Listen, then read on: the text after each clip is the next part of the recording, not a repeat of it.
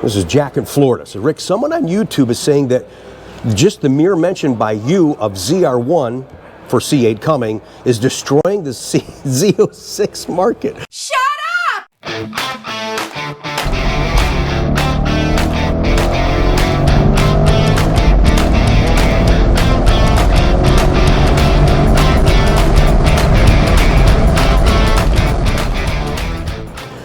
Hey gang, surprisingly, we're going to have a tech. You probably should stay back a little bit from me here. Let's take care of that real quick. And I just want to be careful. All I have is a cold. Okay. No, it's not a medical emergency. People actually still get colds nowadays, guys, all right? I just can't seem to shake mine, and I need to by this weekend.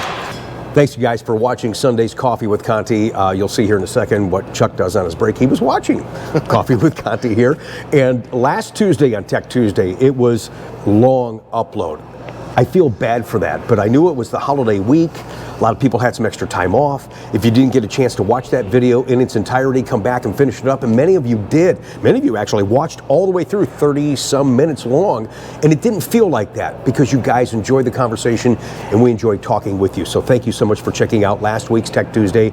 If you got some time, like I said on Sunday, you could binge watch this channel. Check out that link down below in the description. We'll put one in the upper right-hand corner for you. What I didn't talk about on Sunday is I wanted to thank, in this little box, Charleston Chews. I told you guys, I'm just a candy fiend. John and his kids came down from Upper Ohio, northern part over by Sandusky, Marblehead area, and he says, Rick, in this box, there's enough in there, probably to last you about 3 weeks. You're allowed to only have one a day. That was just a couple of days ago, so let's see how many I got left. I couldn't help myself. I ate them all. No, you didn't. I actually got one. Did you get one? Yeah. I ate them all. What is wrong with me? And I know that the effects of that. Anyways, John, thank you for that. Thank you for your order, too. I do appreciate that. So Chuck's at lunch. He's out here freezing his butt off. Needed that cigarette. He's all bundled up. And he's watching Ricky's show from Sunday. First chance I've had. Yeah. Welcome to the channel. Yeah. And back to Sunday's video. What an absolute treat to feature Bob from Arizona, 83 years young. Right. What a great guy. He texted me after he saw the video. He says, wow, man, we're famous. And alcohol sales are going to increase around here in Arizona. I think all the old people want to catch up to me, Rick. Thank you again for the video. Bob, thank you so much. And thank you for this recent phone call in reference to Sunday's video. I'm grinning because, I'm sorry, Tech Tuesday will start here in just a second. I have to share this with you guys. More encouragement from our viewers, not just myself. This voicemail is awesome. Take a listen real quick if you would, please. Rick, this is Manning Bozeman in Canton, Texas. I just saw your delivery to Bob and Janice. They're 83. Yes, I'm 83. I just took delivery of a Z06 Red Mist convertible. Nice. I'm 83. I thought I would tell you, encourage all people of any age that are driving to get out and enjoy their vet. It's the 4th one I've had. Just thought I'd tell you that. Appreciate your show. Watch it all the time. Wow. Another 83-year-old. I hope to hell to make it to 83. Manning, thank you for watching the channel. Thanks for reaching out. I'm glad I got that voicemail. That's really important to me, more than you know, sir. Congratulations on your freaking Z06, by the way.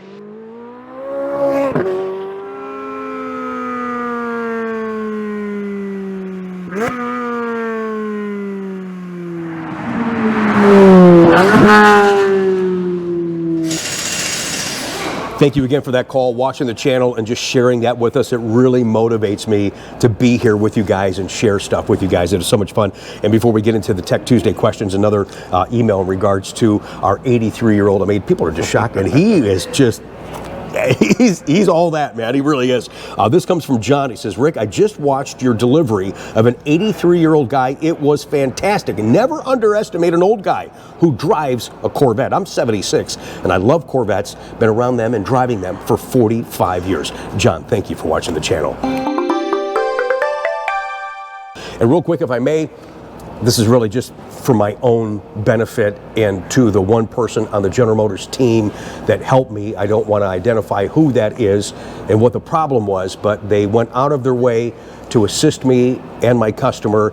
And at the end of the day, that's what they are and I'm here for, and I know they watch the channel, so I just wanted to say thank you. You came through for me on that one, and I am, and the customer's very, very happy. I'm going to let you talk at some point. I do apologize. Okay. Before we get into some questions and some candies just before we started? Or? No, I actually ate them, like, of course, over 2 days. I'd have like 2, and it was just sitting there. I am such an idiot. And then I'll feel bad later, and you see me, I'm crashing and laying down. But I'll do it anyways. Of course. So shame on me. I'm just, yeah, absolutely. I was down here with you yesterday, and we did a FaceTime call with a car that we're actually sending out later today. Not sure if you're going to see that send-off, Pat, in today's video or later on. What's up, Rick? Hey, what's up, man? What's up, buddy? Can you see me? Yeah, I see it. Okay, hang on. I got you at the beginning of Tech Tuesday. Nice. Yeah, you're so silly, man. All right, so Mike has asked us to FaceTime one more time around this beautiful Z06 that he's got. So let's just get really close for you.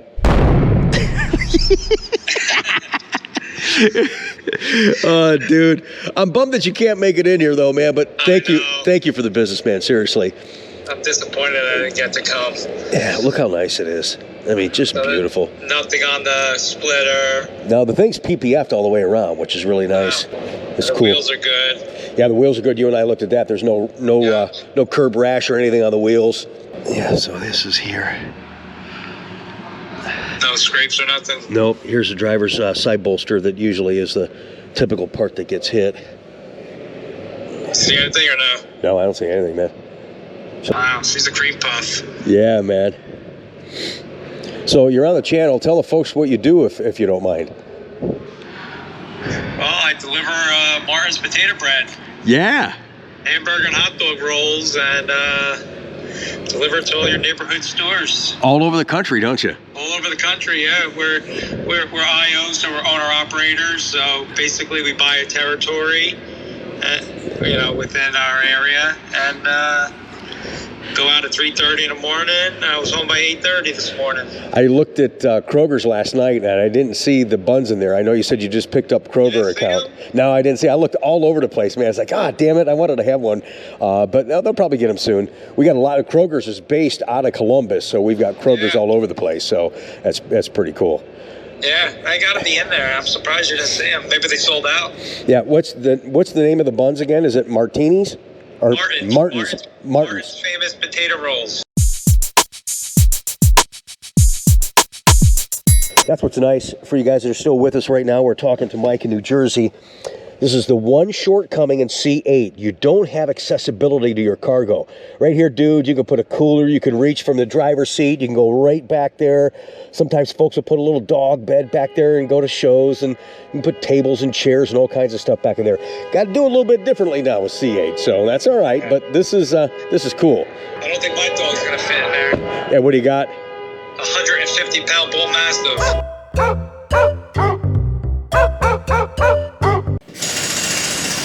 And it was cool talking to Mike. You know, he knows us through the channel, through Facebook and all that kind of stuff. I don't know how long we've been in conversation. It's been well over a year, maybe 2. And it just seems like we've known each other forever. And I think that's the one benefit that I enjoy from the channel is we have an opportunity to connect with you guys. And we were talking, we used some bad words, and it was all good, man. So, Mike, I'm so happy for you and your wife. Thank you again for the business. I appreciate it. Let's talk some Tech Tuesday stuff, some emails, and it seems like this is going to be a reoccurring subject for C8. Whether we want to or not, there is such a mass confusion on how to do your first service or when to service your C8 Corvette.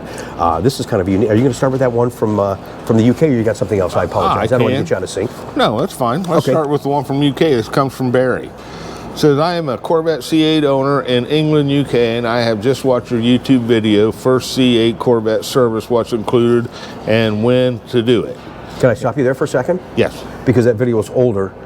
we revised it again because we were constantly talking about first service, and I think it was a few weeks ago I missed that slide I put up on the screen for you guys and said that tire rotation wasn't included. In fact, you guys, hey Rick, you didn't. Well, yeah, I didn't read it. Obviously, it was included. But however, update for 2024, it is not included. Here's the picture of that slide.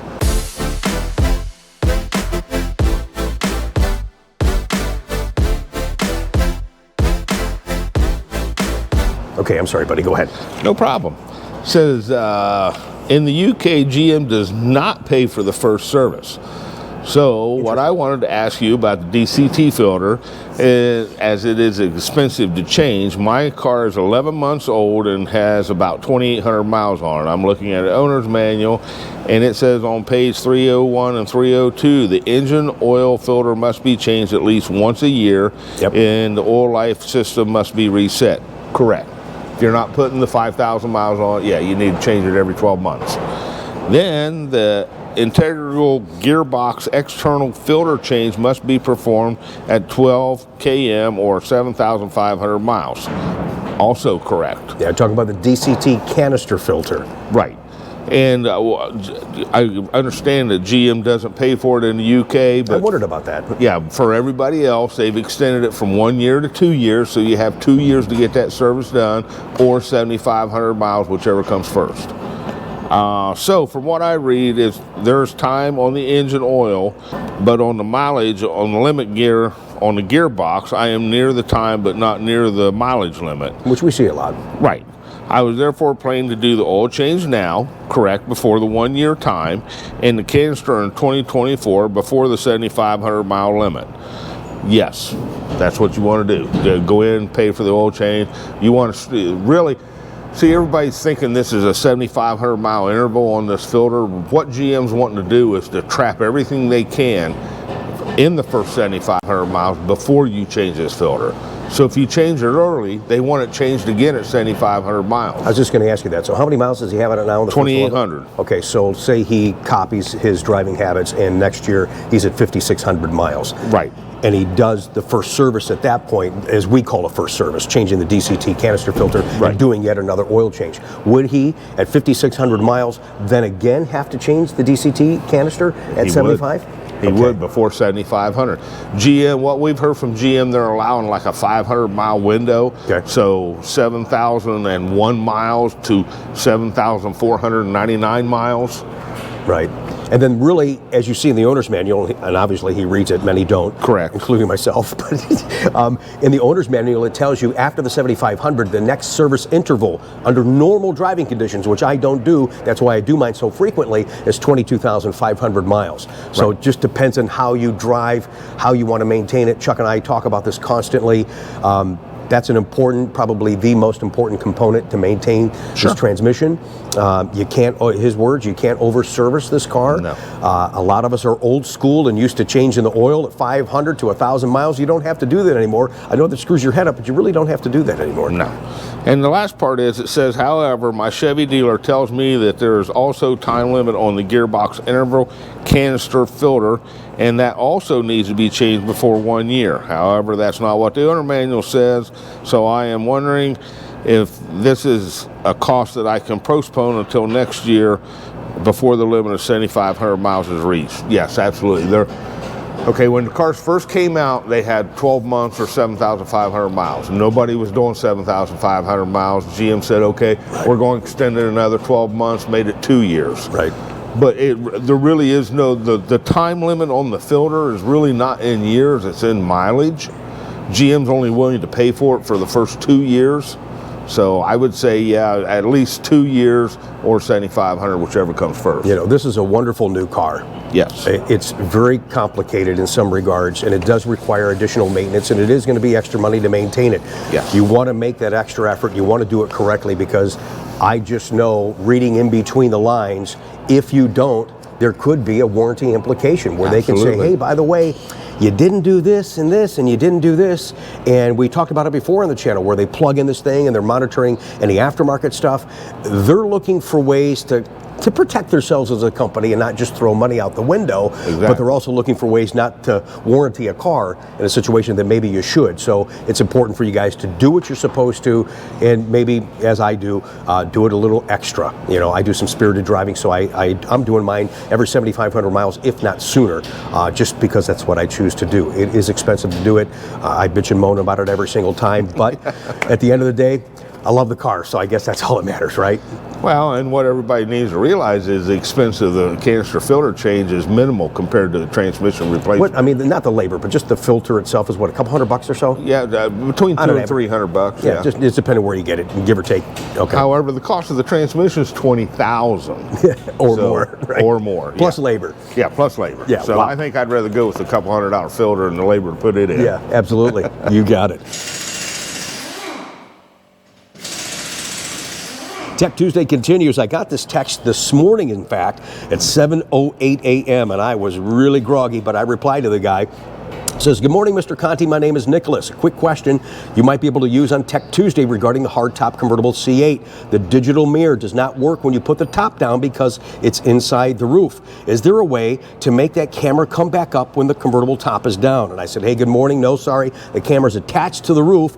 There's no way to get that camera to work by flipping that mirror because it's down inside." But we were the first ones on the channel. I think this goes back 3 years, in case you missed it. I was the first one to realize that that camera does stay on. Here's a quick clip when I actually, remember, and I did the smiley face and I taped a little pen light on there, and we sent it to Brian, I believe it was, in Texas.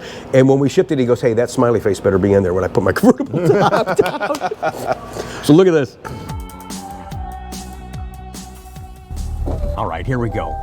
Does that camera stay on even when the top is all the way down? You'll see, oh, you can probably see them already. What a neat perspective. Oh, look at that little smiley face guy. And the top is down. And yes, you can still see the camera stays on. If it's turned on in your rear view mirror, that camera is still on within the hardtop convertible. So yeah, the camera still stays on. If you're watching it, when the roof starts operating, you can see that. You can see the roof moving in there. And I just went, I bet that camera stays. Now, of course, it's black when it's down there because it's all dark, but yeah, the camera stays on. Right. But there's no way to get it on. So I basically said, here, flip it back to a regular mirror, adjust it, and the side mirrors become our friends even more so on C8. But you can see pretty decently through the nacelles when the convertible top is down. Don't let that deter you from enjoying that convertible. Put that damn top down, man. Absolutely. This one comes from Charles. It says, "Good day to Father Chuck and Rick. Hope this note finds you both in good health. Recently, I took delivery of my 24 HTC, and the salesman indicated to me having the roof down while parked in the summer after a spirited drive is not advised because of the engine heat. What is your recommendation and or Chevy's? This seems somewhat crazy. Thanks for the Tech Tuesday." Gee, I don't know if crazy, maybe stupid's the word. I'm just saying.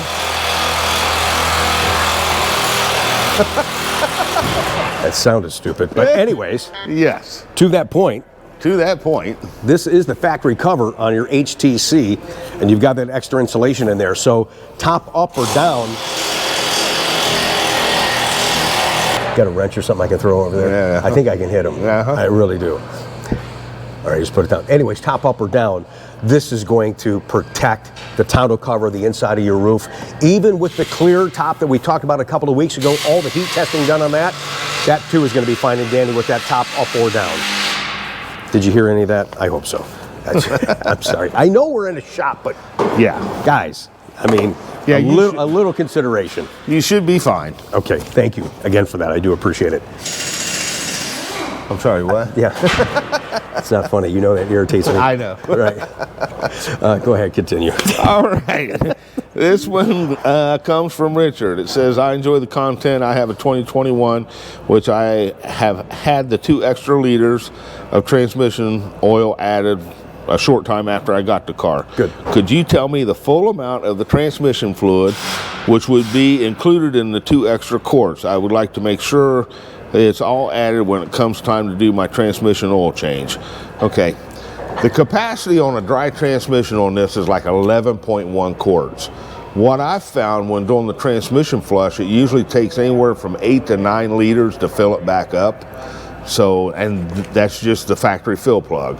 So you'd be looking at usually 9 liters to fill it back up, and then the extra 2 liters above that, so it becomes 11 liters again.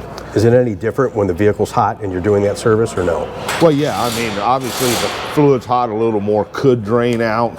I mean, they should be kind of warm anyway, because if you do the fast flush that you're supposed to do before, right, then yeah, it should be a little warm. But I mean, you figure the transmission, like I said, a dry transmission freshly built will hold 11.1 liters. Okay. So when I've found when I do the transmission flushes, I'm only losing probably about 8 to 9 liters. Okay. So there's 2 liters still up in the clutch packs and in the transmission that won't come out. It goes all over the place up in there. Yeah, yeah. This is a dynamic transmission. It really is. If you've never driven a C8, drive one.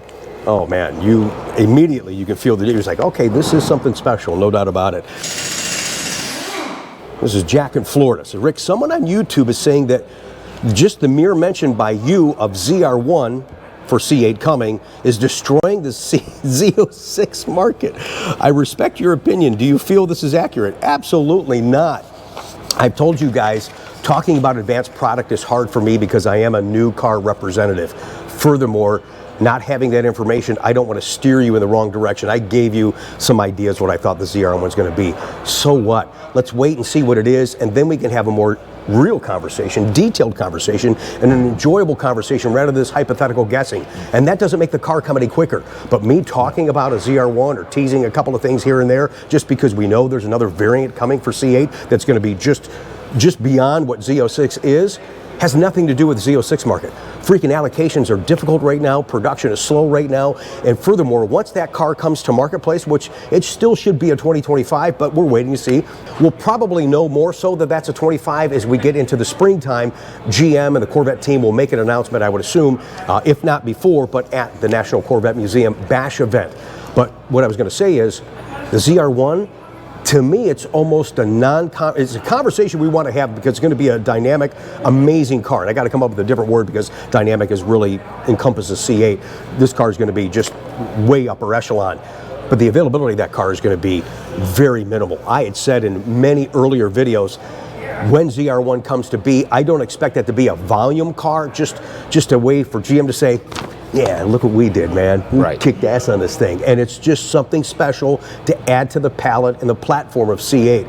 I said 2,000 and not really putting my head around it, but 2,000 to 2,500 cars I think is probably, might even be too much, but might be all we see for ZR1. Let's face it, they didn't even get close to the 25-30% they wanted for Z06. They sure in the hell are not going to make an abundance of ZR1. Again, that's just a flavoring to what we have to offer. Okay, so looking at it from a retail standpoint, and I look at it from an inventory standpoint, I don't want to, oh, sorry, I'm going to get way off into a tangent here. Don't expect big volumes in that car. No. Expect it to be something that everybody talks about, will dream about. Let's just be painfully honest, it's going to be an expensive car. It's not going to be a readily obtainable car, you know, for 70 to 100 grand. This car is going to be, it's going to be up there, man. And again, the availability issue is going to, well, it's going to outweigh and throw everything else out the window. So, no, my comments on ZR1 and my final comment kind of goes to what this guy's talking about. And I appreciate you guys caring what I think and what I feel.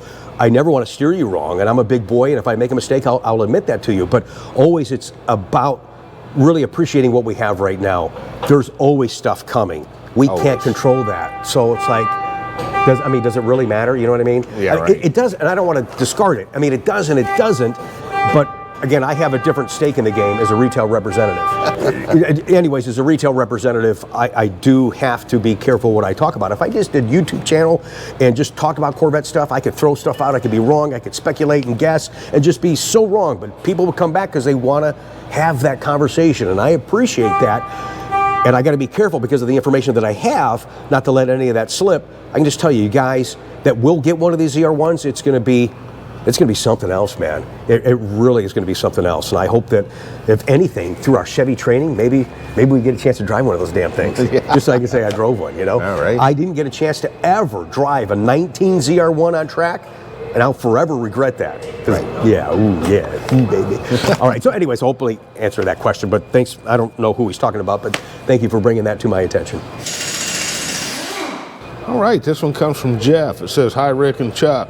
Great support for the hobby, and I do enjoy your YouTube post. I recently purchased a low-mileage 2019 Corvette Grand Sport convertible. A few months after I took ownership, the top failed to raise completely. I took it to the local dealer, and they found that the control module failed. My question is, are there specified maintenance steps I should take with the top mechanical function for lube points and care?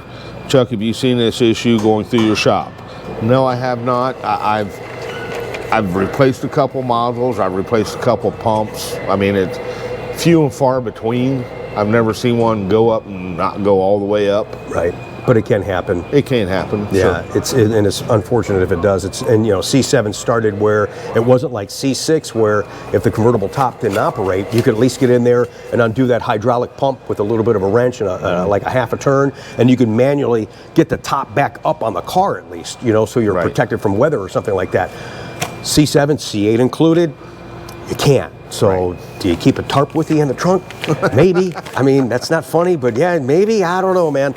But yeah, that could be an issue. But no, I can't remember you ever seeing any of that. And you've had we had tons of C7s through here. Right. I mean, tons. I was thinking back, I think I put, like I said, 1 or 2 pumps in, maybe replaced one of the lines that got a leak because they were hydraulic.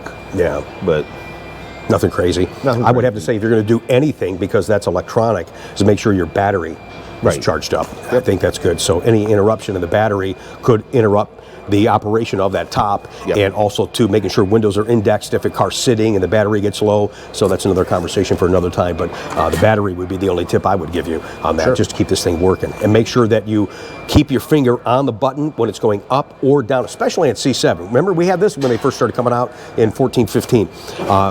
Make sure it says folding top motion complete on the information center up there in the driver IP, because the top may appear to be up and you let go, but internally that thing's still cycling, and guess what happens the next morning? The battery's dead. So make sure you complete the cycle before you take your finger off the button. That would be my best tip, besides keeping the power charge up to the car. Yeah. Okay, one more for you guys. We got a beautiful ride segment yet tonight. If you can still hear me, I'm sorry I'm so congested. Trying to get better for this this weekend's event that I'm going to have in Iowa with Michael and his family and at Paragon Performance. We were just talking about that guy that wanted my opinion on ZR1 and the effects of the Z06 market. There's just no cars available. And like I said in that video we did for the inventory, we had now over 200 inquiries for that one Z06 that sold immediately when I did that inventory video over a week ago. And I only had 2 other inquiries for the other 2 cars, and that were 3 other, because actually the Red Mist car sold is going to New Mexico, Ralph and his wife. But the Z06 demand is there, and I get it. I've talked about it before, not being rude. It's not about ability to buy, it's about availability. And guys, I took a ton of calls yesterday. I appreciate you understanding, but I can't sell you what I ain't got. We're hoping that it gets better in the new year, and I'll keep you up to date on those market updates each and every month. Here's one from Harold. Rick, originally you would set out just to have fun and informing Corvette enthusiasts on your Corvette channel. However, like it or not, you are now considered by most to be one of the only Corvette authorities on the web. It is not uncommon for other Corvette channels to reference you when putting out reputable information. So when there are a million opinions on anything Corvette, when Rick Conti speaks, the discussion is over. Over. Oh, wow. Thanks for all you do. Congratulations on being the Corvette authority. And I don't, my gosh, that's impressive and appreciated, but I don't look at myself like that. I look at myself as a regular guy that I think that I've stepped up my representation by having my car. It's been such a great tool. And it's not, you know, I used to get people get really nasty and say, oh, you sell the car and you don't have one? Yeah, idiot. I've got 4 freaking kids and all 4 needed braces. I mean, that's life, man. I was totally committed to this car and to the customer.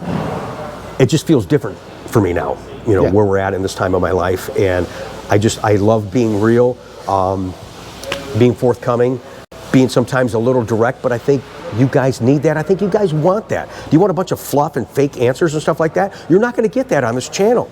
Like it or not, you're always going to know where I'm coming from. Right? Right, yeah. You should hear the conversations off camera, him and I, man. Thank you again for joining us, guys. I don't know this Sunday, because of how I feel and my schedule trying to close the month, if we're going to have a... I'll screw the thing. I'll keep talking. You can hear me, can't you? I don't know if we're going to have a Coffee with Conti show. I might do something through my phone while I'm in Iowa before I fly back home. I'm really excited about Paragon Performance. Next Sunday, you'll see the highlights from that reveal. I tried so hard out of Michael the other day to find out. I said, come on, dude, tell me what you did to the car. He won't tell me. So it'll be fun for me to share that with you guys. And if we don't have an actual live upload for you, maybe we'll do like a Ricky rerun or something like that. There you go. All right. All right. Again, this went longer than I wanted it to. That's how comfortable we feel talking with you guys. Thank you again for your support. Support this channel by subscribing, thumbs up this video, make a comments down below, check out those links down below in the description. And before you go, we got something else for you to check out. Your beautiful rides. I was wondering if you were paying attention. Yeah, I think, come on, jump in there, Chuck, tell them. I'm out of wind. I'm out of wind. Yeah, some great looking cars here, man. Check them out.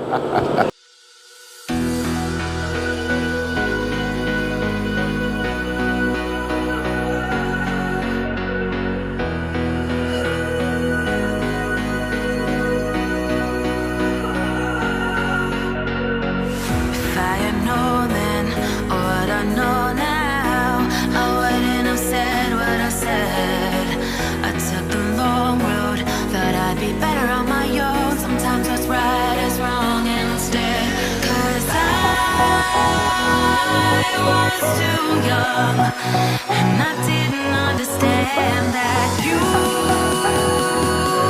are the one, and I can't wait to see you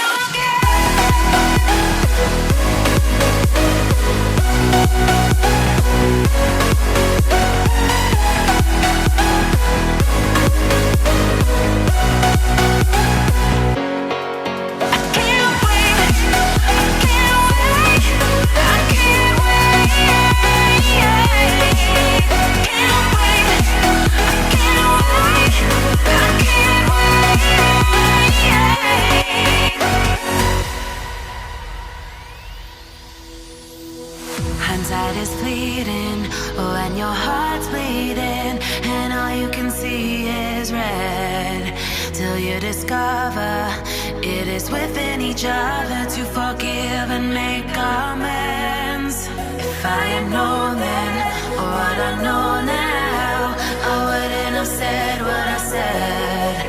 I took the long road, thought I'd be better on my own. Sometimes what's right is wrong, and instead